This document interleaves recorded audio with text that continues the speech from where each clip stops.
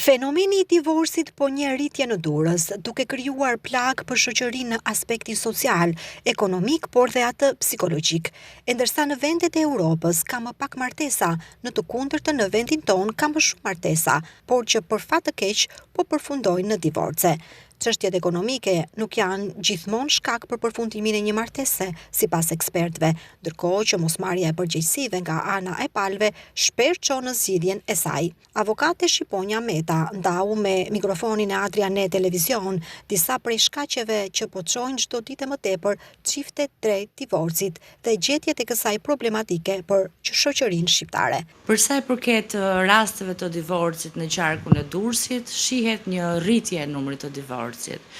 Ka ndodhur, siç ka edhe disa të dhëna nga Instat, që në Shqipëri ka një rritje të numrit të martesave dhe nga ana tjetër ka edhe një rritje të numrit të divorceve, e cila vjen gati paralele me njëra tjetrën. Pasi Europa, po të bëjmë një paralele me Europën, Europa ka një martesë më të vonë, ka më pak martesa dhe ka një numër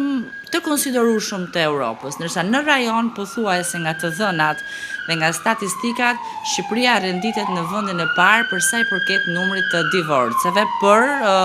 popullsinë. Kjo tregon që janë rritur disa parametra,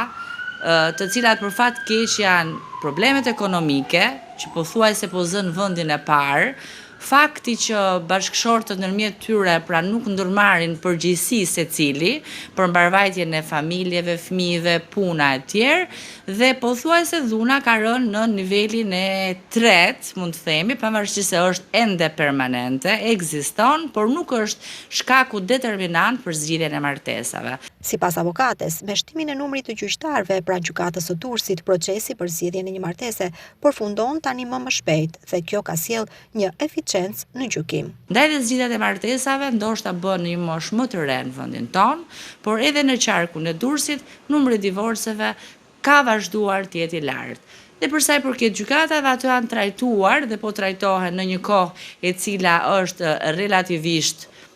e shpejt, pasi dhe numri i gjyqtarëve tashmë është rritur dhe ka një eficiencë në rritjen e gjykimeve. Martesa relativisht në moshë të re, mosmarrje përgjegjësie, por dhe shkaqe të tjera po çojnë familjet e reja drejt vendimit për t'i dhënë fund institucionit të martesës, duke krijuar probleme sociale, të cilat bëhen edhe më të vështira për të përballuar në rastet kur çiftet kanë edhe fëmijë.